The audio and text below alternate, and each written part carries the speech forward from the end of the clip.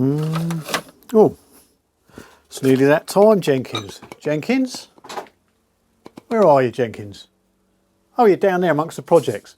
Yeah, I know it's getting a bit out of control, but let me tell you, Mrs. Tweed has told me in no uncertain terms I'm not to buy any more projects. Yeah, so we'll have a brew. Oh, hang on. Hello, Tweed's Garage.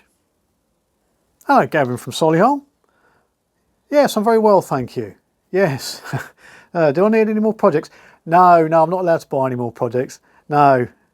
Oh, you're gifting them.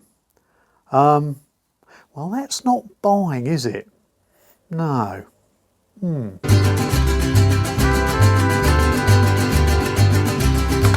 Good news and bad news, Jenkins. Good news is, we've got another couple of projects. Yeah, bad news is, you're sleeping outside.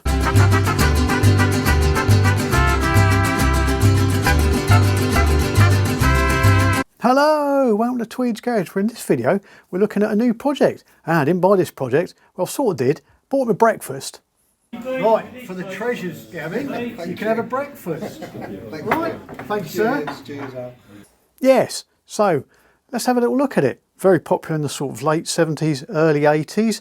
Little sort of a Honda offering. I think the dealers used to sort of package them up with a sort of shopping basket option on the front. Pop indicators on them, because I don't think they had indicators fitted officially, and I think they supplied sort of Centurion or Stadium open face helmets and a coat. Very popular with dinner ladies. Oh, and lollipop men and ladies. Yes, so let's go and have a look. So you want to see the latest rolling project? Yeah, I'm going to get it. Well, not really rolling, more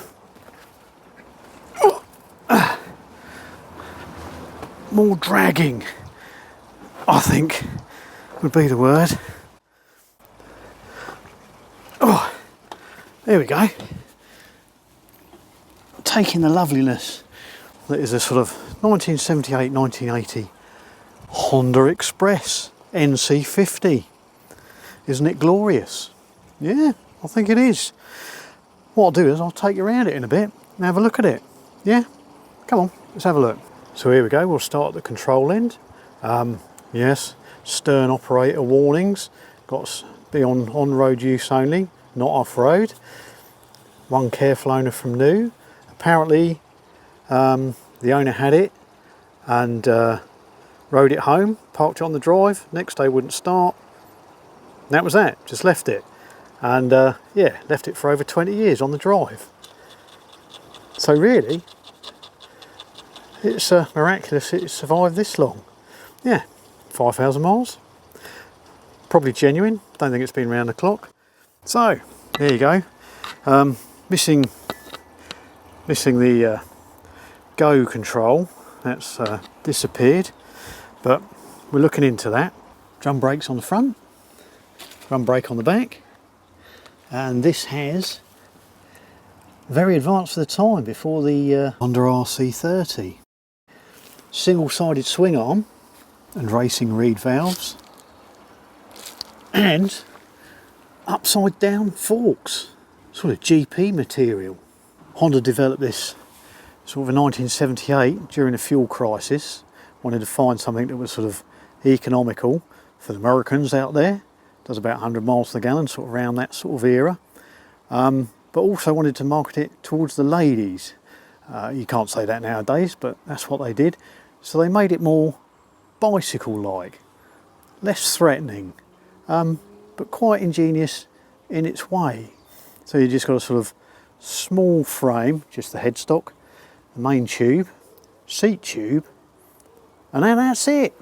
Engine hangs underneath like a scooter.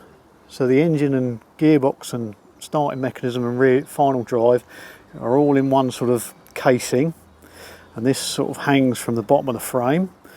So this gives you, and this moves to give you a rear suspension. Two-stroke engine with, this is the earlier version, so it's got oil tank and petrol tank.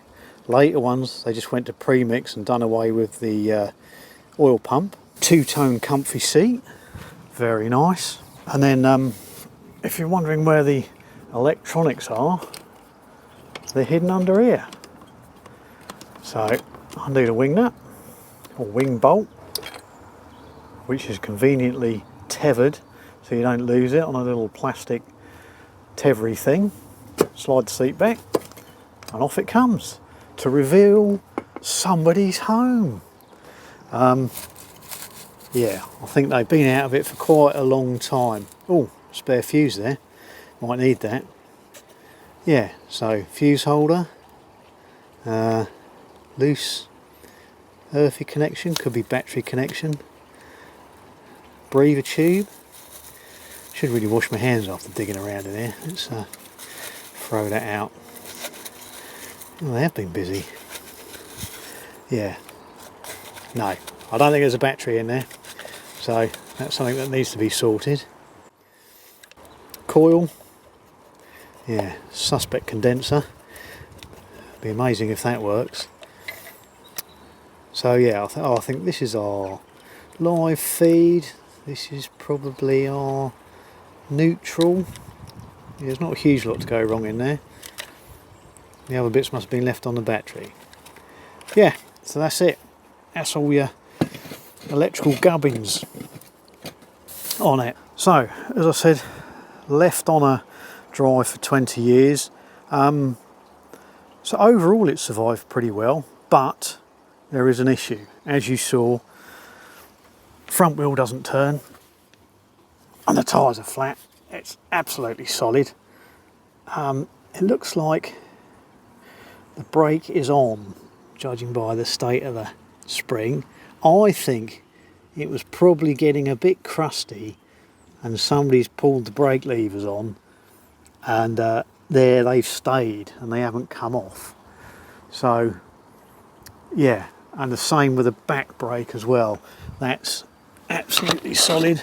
Rear wheel solid, not moving.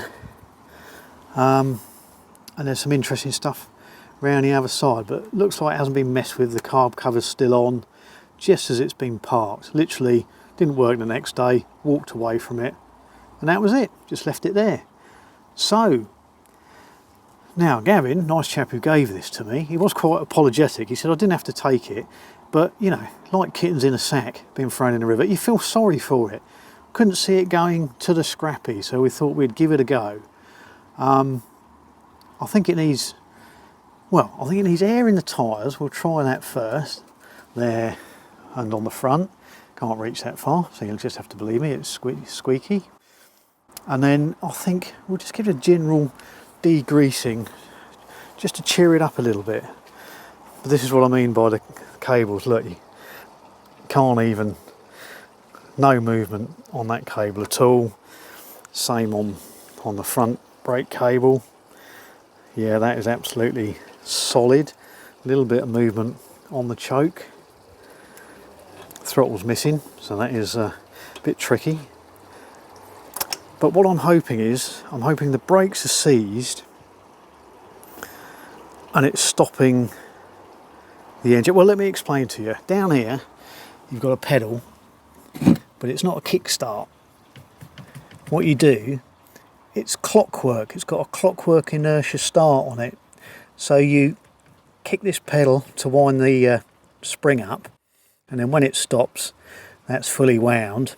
And then what you do is you pull the back brake lever on, pulls the brake cable tight, but under here somewhere you can just see it, just there by my finger, there's a lever, and this is like the pawl, is that what you call it? Yeah, sort of ratchet pawl. So this moves and it releases the spring on the starter mechanism, which spins the engine over. Quite ingenious. But what I think is, because the brakes are seized, this is fully wound up and it won't release until we release the tension off of this cable. Take this cable off, and then we might be able to poke this lever and release the starter. But we don't know whether the engine turns over at all. So A little bit later I'll take the plug out, have a look inside, give a little squirt of stuff in there just to soften it up a bit.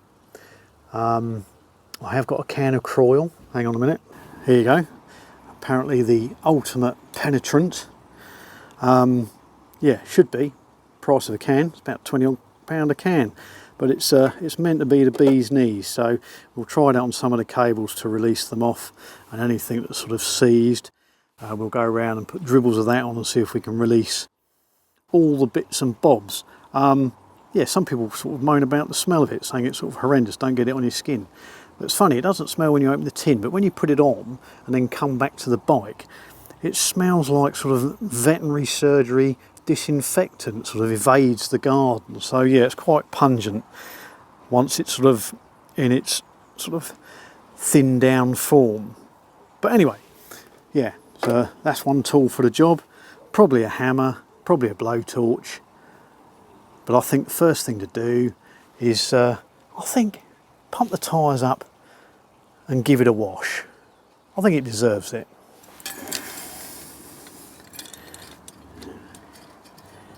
Okay, see if any air goes in and stays in.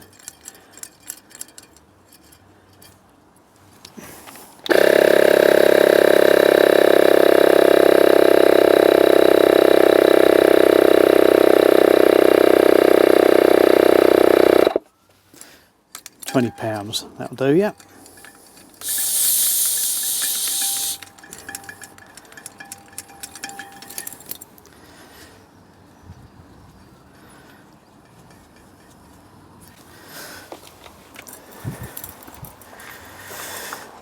And now the back, unfortunately we can't move it round, so we have to grovel around.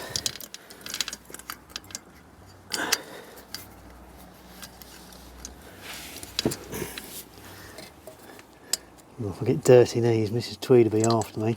She only just washed my work trousers. There we go.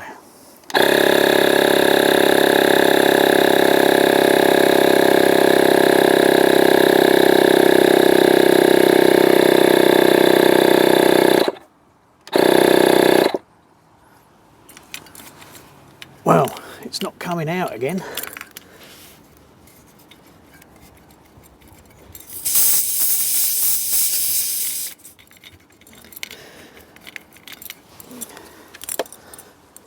Okay,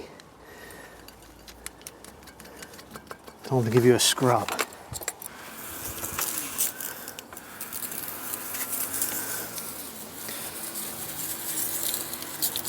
I don't think any more water in the electrics is going to hurt it somehow.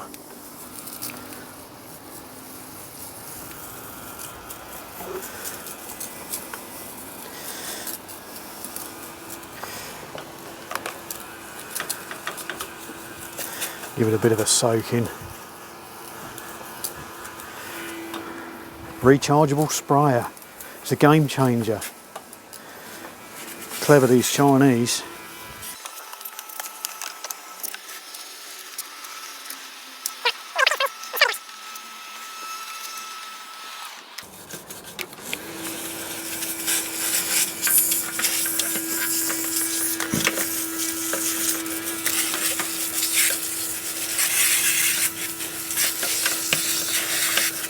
Bit generous with the oil, I think,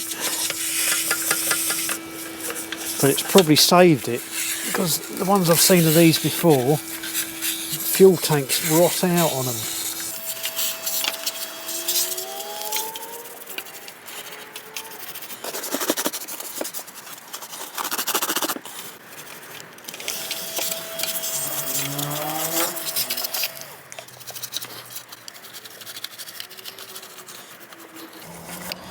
Now, my brush is shedding, a bit like us all.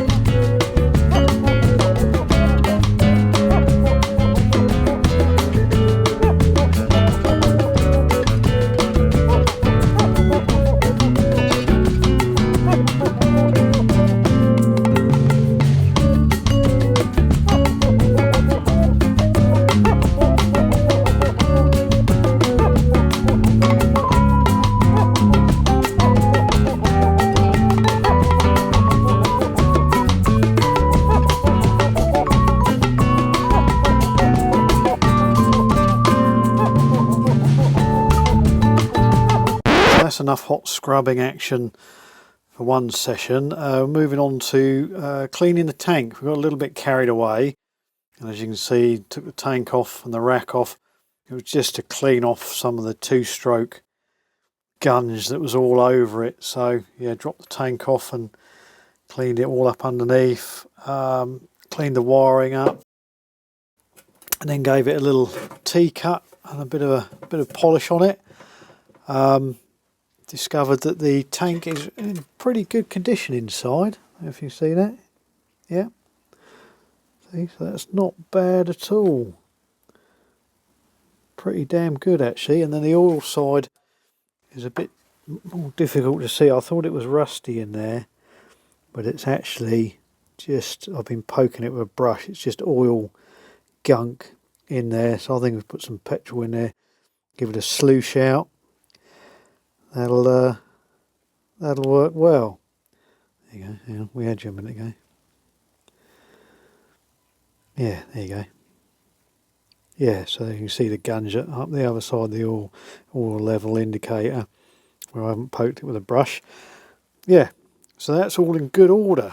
So that's nice. Yeah, the oil cap, it's a rubber bung fits on there. The petrol cap was a bit rusty, so we scraped all the rust off and popped it on the wire wheel and got as much rust off of it as we could.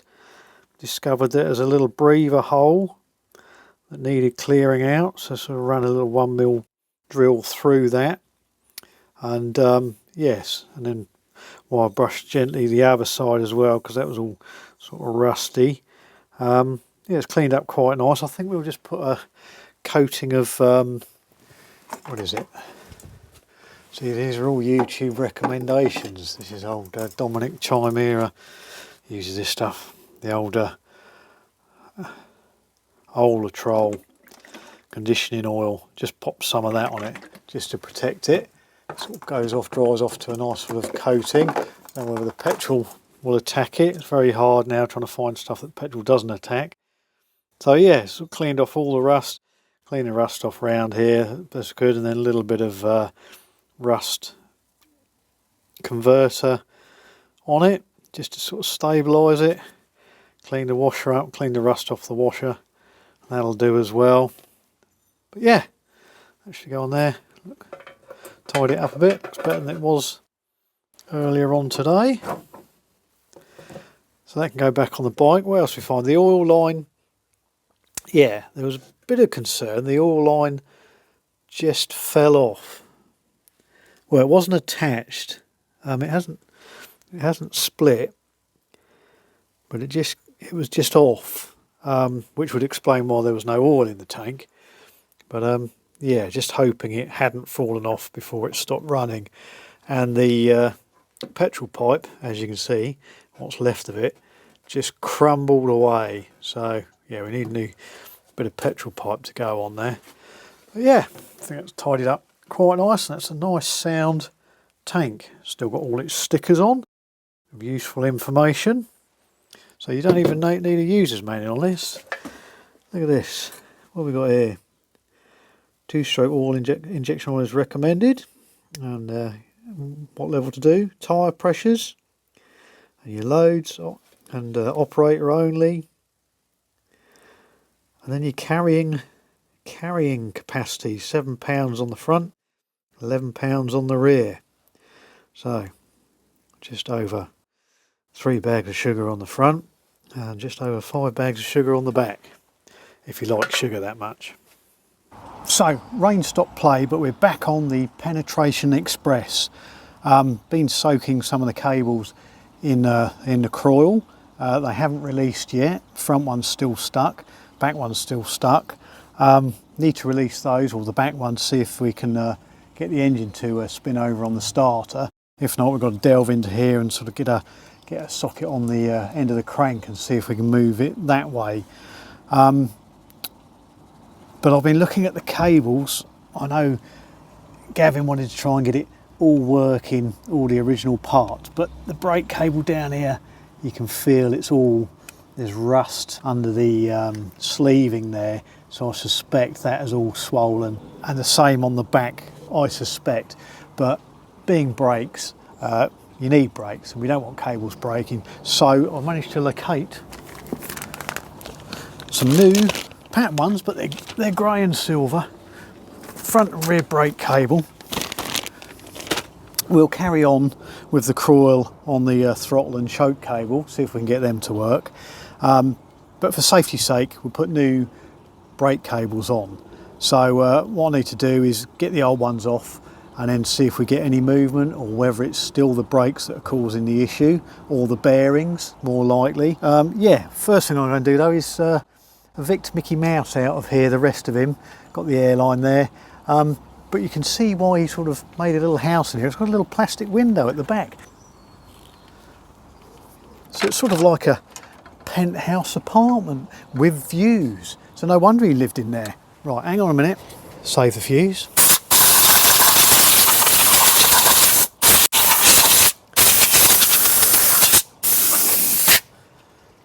Pop it back. There we go. Mint. So with that done, I'll spin it round, show you the other side, and we'll try and get the rear brake cable moving. But before we do that, let's remove the spark plug, see what the state of play is in the cylinder. It is wet, but I will admit I've had it out already and sprayed penetrating oil on, but the noisy bastard landscape gardeners had all the chainsaws and the mashers going, so just couldn't do any more recording. But as you can see, the colour when it was last laid up, it's pretty good. Sort of nice, sort of light brown colour. And yeah, we put a bit of penetrating oil in there just for reenactment purposes. I'll show you. So as I said, this is the clockwork wind up starter. So this should, if it's not wound up, you should be able to sort of push this as though it was kick starting, but you just hear it wind up a little bit and you keep going until it's stopped like this, so it's ready to go. So we need to get the brake cable out and get access to this lever under here. So let's remove the air filter. And again, using the JIS or Japanese pattern crosshead screwdrivers, makes life so much easier on Japanese bikes. Here we go. Oh, yes. We had this on the, seems to be Honda foam, falls apart. I don't know whether there should be an air cleaner in there as well. I will need to peruse the, there, yes. I think, yes, that's past its prime. Okay, we'll just move that away and pretend it never happened.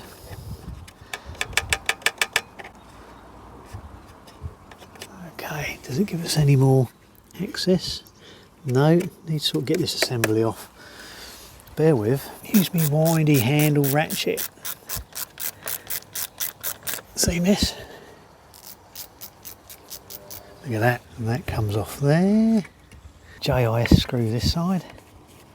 Well, I think the oil pipe just sort of fell off or got knocked off, because it all looks okay going into the oil pump. And yeah, just drop the screw down there, because that's what I wanted to do. And does that come off? There we go. Comes off like that. Where did that screw go? Onto the ground somewhere, probably. Oh yeah. There it is. It's always useful to work in the dirt, I find. Give that a bit of a clean. Away with you.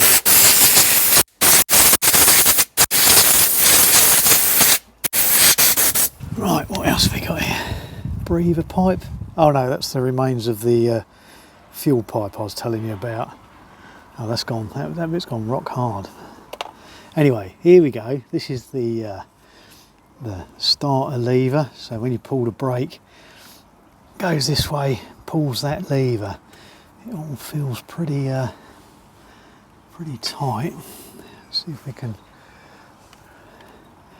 release a bit of tension off this end. There we go. There we go. There we go. Pop them. There we we got any movement? It moves that way. Back wheel's still stuck though.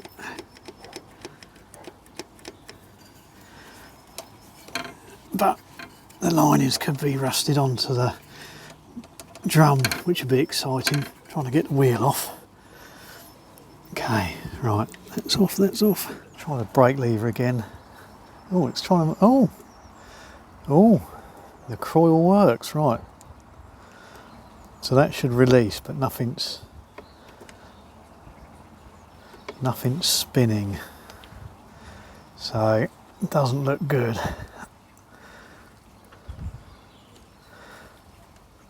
Oh, even that's stuck. Put some goop down there, goopy goop. Let's see if we can remove this cable out of the way. Oh, well, the back brake cable is working. That coil seems to have done its stuff. Undone it at the top end, so we can hook that off the brake cable. See if we can move this release back a touch. Just give it a general soaking.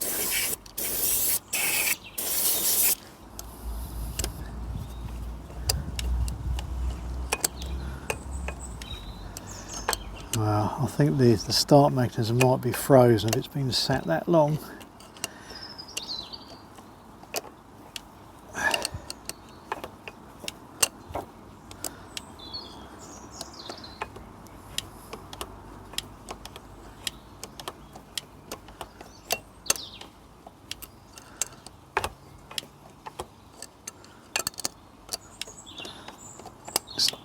Pretty stiff. I think it'll need a bit of a clean. I think it should move easier than that.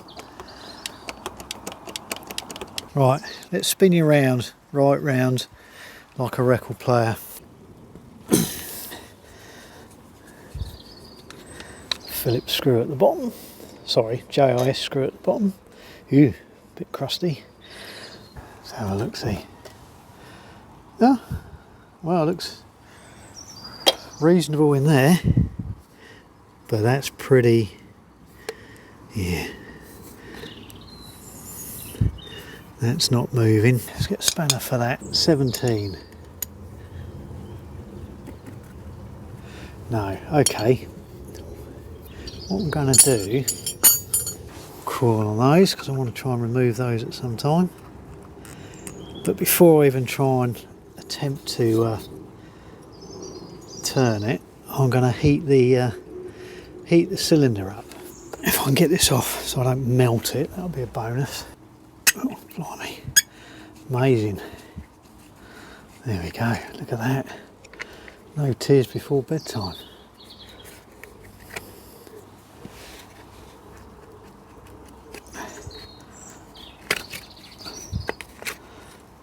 Oh. Breather hose for the battery. And there's the engine mounting bolts.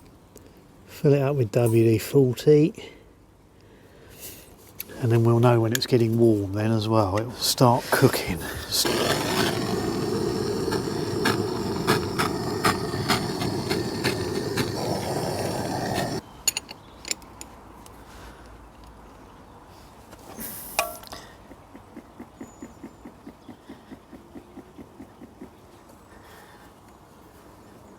Give it a bit more heat. Maybe that did happen. Maybe the oil popped off there and then got him home, seized up on the drive.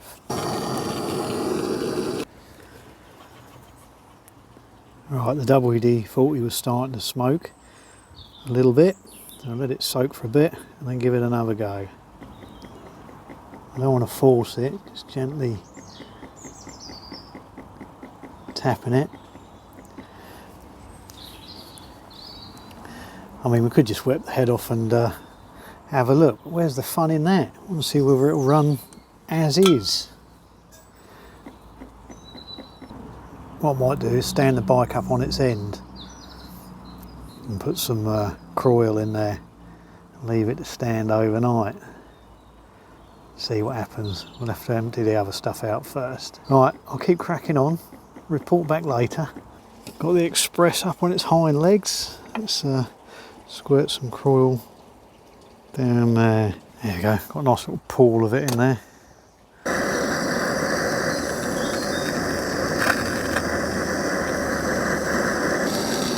Well, the coil is boiling, so we'll leave it there.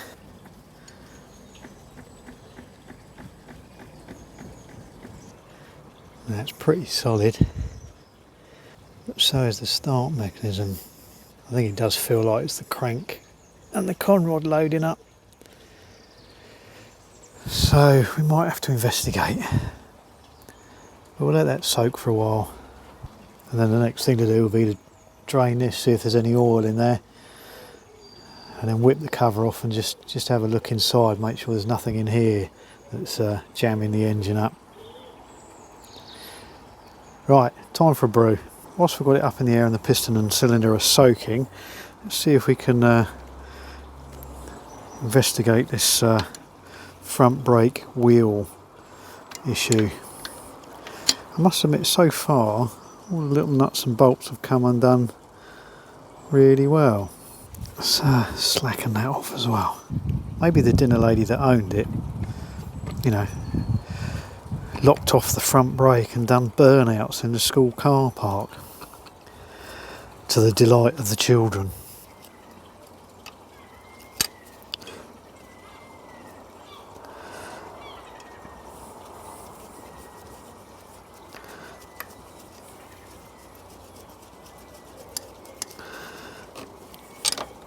Oh, there we go. Burnouts no more.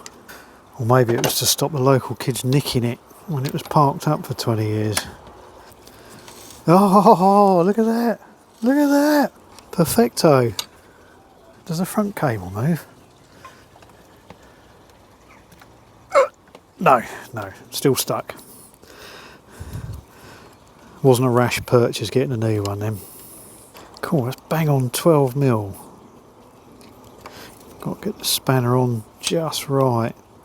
Well, I'll soon find out whether this coil smells when you get it on your skin, because I'm covered in it, so it won't take long to be told in no uncertain terms that I stink when I go in. Look at that. God. Smooth as silk. Let's see if we can release the wheel, check the bearings and the brake shoes. Well, nobody's been in it because the split pin is done the correct way from the factory. Mind you, it has only done 5,000 miles, so but could have had a puncture. There we go. One split pin, or cotter pin as the Americans call them.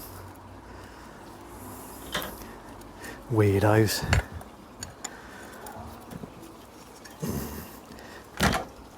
Oh, let's put a bit of the old magic sponge on. And a shocking stick. Bear with.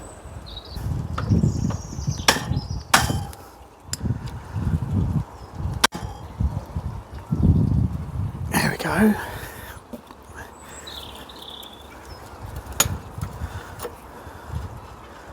Lovely jubbly. Just turn the nut round. Like that. So we don't smash the cartilations. Just give it a little tap through. Like that. That's coming out reasonably well.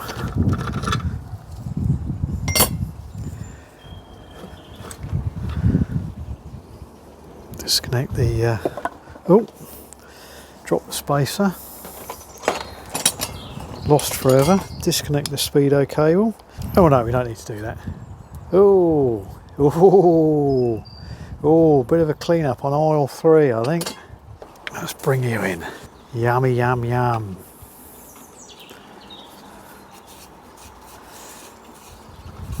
Looks nice, but bearings seem okay. good for another go. Just need to clean that drum out, and the maybe give the shoes a bit of a clean as well. Yeah, but the bearings look pretty good. It's sort of back there looks nice and clean. Zoom you in a bit. Bing. Back there where the speedo drive is, you can see the original grease still in there. So a little bit of a service and a clean on here, and then that can go back together. We've got other problems, other fish to fry. Let's see if we can remove the speedo cable. Yes, comes undone. Lovely. Oh, like that. Drop it on the dog. Oh, that reminds me, I must find that spacer. Where did that go? Right, just going to give that a clean. So I wasn't going to bother showing you this because I was just cleaning it up. We've cleaned up the shoes, put them all back together, and they're all in good order. They just look really rubbish, but a bit of wire brushing and cleaning brought them up nearly as good as new. But I just thought I'd show you this sort of nice little bit of engineering. You've got a, you know, a sort of bargain moped, got this little wear indicator. It's like, oh well, how do I know where it lines up? Well, if you look by my thumb there, look, there's a big lug. Yeah, not Jenkins. That big lug just there, and that lines up with, there's a deep, sort of slightly wider groove just there. So you have to have this round the right way because it doesn't have one on the back, but that's okay. Just flick it over with the arm, 180 degrees, and then that just sort of pops on there like that. So then eventually, when your shoes are worn all the way down or to the wear limit, that arrow will line up with that arrow there when you pull the brakes on. So you know you need a new set of shoes. And then not only that, when you put the arm on, none of this sort of guessing, British bike guessing, there's a dot just there. There's a corresponding dot on the shaft just there. You just sort of pop it down like that, and then line the dots up with the splines, pop it on. There you go. All ready to go back on. Want to put the nut and bolt on. And the hub, we just gave it a good old cleaning, wire brushing. Not brilliant, but it's all right. It'll bed back in, and then just a bit of rust killer paint at the back just to give it a bit of protection. So we let it soak overnight, and the bad news is still stuck solid. So I wasn't sure whether it was the piston or because we couldn't move the back wheel, it was in the transmission system, you know, somewhere like that, something jammed up. But miraculously, standing it on its end, putting it back down again, the back wheel goes round and you can hear the transmission running through, sort of freewheeling through the clutch assembly, and the brake works as well. Probably needs a clean. It's probably as filthy as the front one. So yeah, so that's good news, but the bad news is it's piston and cylinder, I think, is the problem. So I need to look at that. And yeah, this is what I meant about the oil pipe that had fallen off. And when you try and push it back on, I know it's got the clip on it, but that doesn't produce a lot of squeeze. Even trying to push that back on is very difficult. So it's been off for a long time. So what I had a vision of is this was owned by Susan, the young, cool dinner lady at the local school, local comprehensive. She was the cool dinner lady amongst the kids, always gave you an extra portion, even if you didn't want it.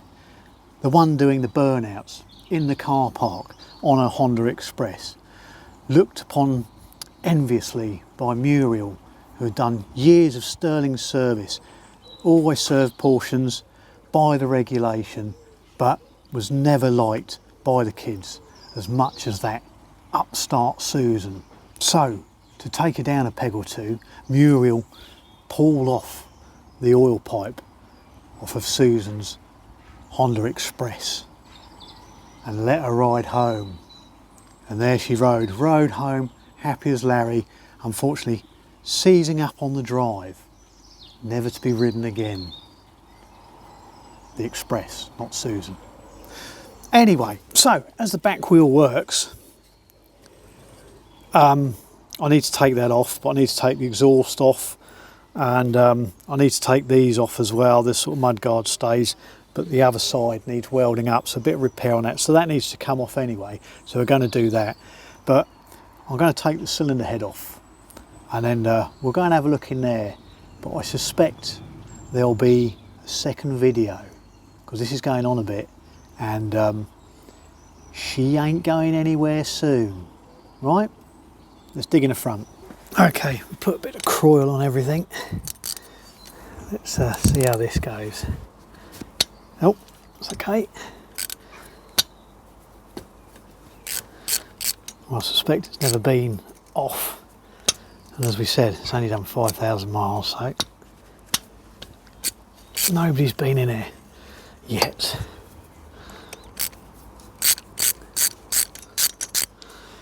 It's coming off quite nicely, and there's the Croyle dripping down. You can't see it.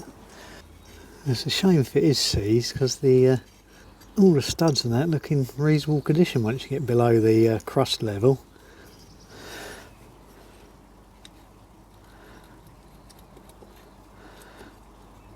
Okay, there we go.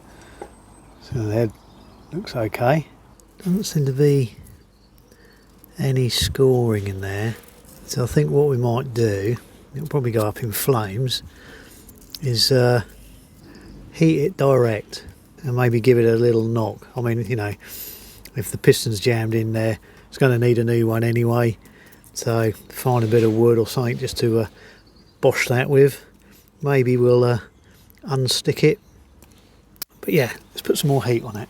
Okay, so we've got the tool of persuasion, and then also turn up this piece of aluminium, drilled it out a bit, and then put a bit of sort of slight chamfer on it, so it'll hopefully sit on the piston top, you know, without a sharp edge digging in anywhere. So hopefully sort of a bit more surface contact with the piston. So hopefully fit like that, and then hopefully a few sharp taps, and you know, we're tapping on the outside edge of the piston, you know, which has got its skirt, which is the strongest area. People make the mistake of smacking it in the middle, which of course is its weakest point. So we'll try and sort of bash it on the outside edge and see if we can shift it a bit. It doesn't look too bad in there, annoyingly. So whether it's just moisture has caused it to seize up.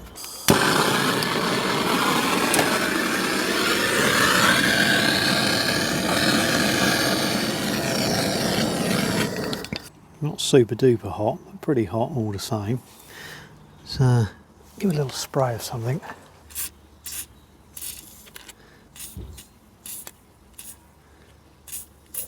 A little tap.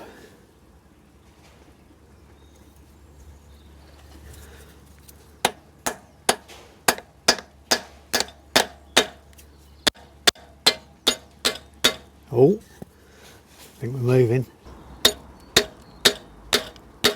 Ah, the barrel's popped. But as you can see, yeah, it's definitely the piston stuck in the barrel.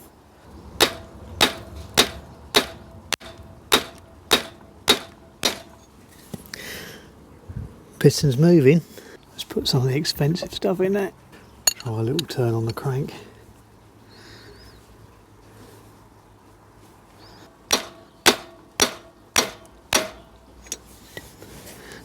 That is tight in there.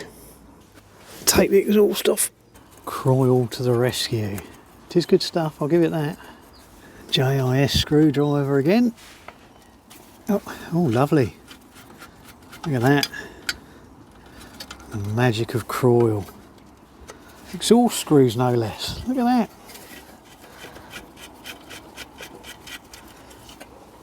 Heat shield off. That's right. New coat of paint, that'll be mint. 12. And again, the magic of Croyle. Mind you, I ain't freed the piston up, so 9 out of 10. Cool. Deep rooted bugger. There we go. So catch the spacer this time. Perfect. Oh, the head's all loose. Right. 10 down there. Exhaust studs are coming undone. Wonders never cease. Yeah, and it's definitely the piston because everything else is moving. Victory again. Exhaust off. Oh, the musical accompaniment in the background is Mr. Robin, who seems to be very vocal. Spring is in the air. There we go, one exhaust off. Oh, yeah, so it's moving.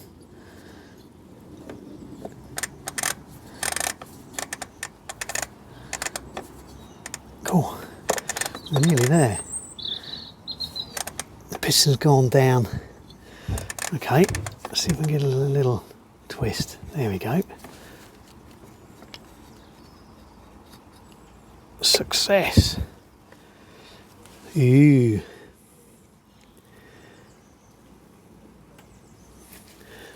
Well, actually,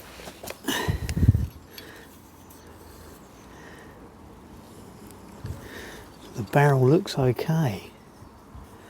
No score in it, it's a bit grubby. I'll have a look at that later on the bench. There we go, now what's in the 2-stroke oil in the bottom. It doesn't look like water, I'll have to have a look in there in a bit. Piston, it's just this crust.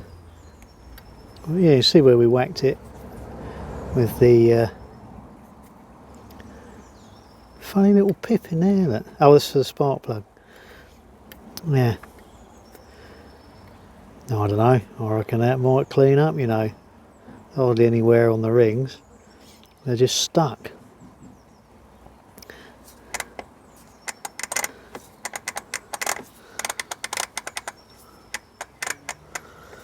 I would push the starter thing, but the trouble is it'll probably fling this around and beat it to death. Okay, let me get some needle nose pliers and see if we can get that piston off.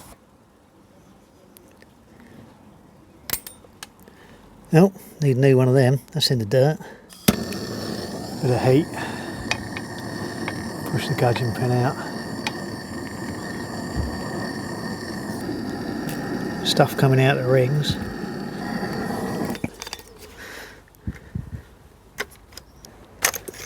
There we go. Piston off, but hot. Miraculously, clip found. See? Always work in the dirt. Bound to find it. Has that piston cooled down yet? Right, ow, oh, ow. Let's see if the starter works. Could be interesting. Starter works.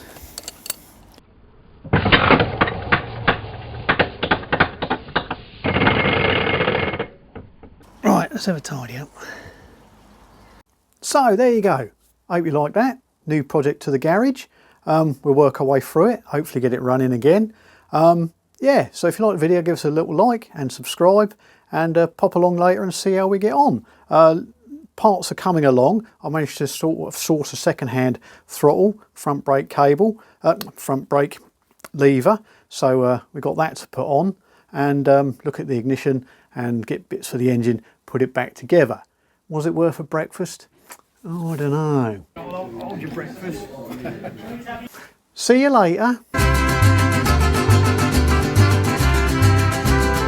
So, back on the express, stopped raining, and the dog is here. Oh, hello. Oh, God, get off. Oh, for God's sake, bugger off. And get some new gaskets, and with the chainsaw. Well, sort of, a dinner lady who had a the throttle front brake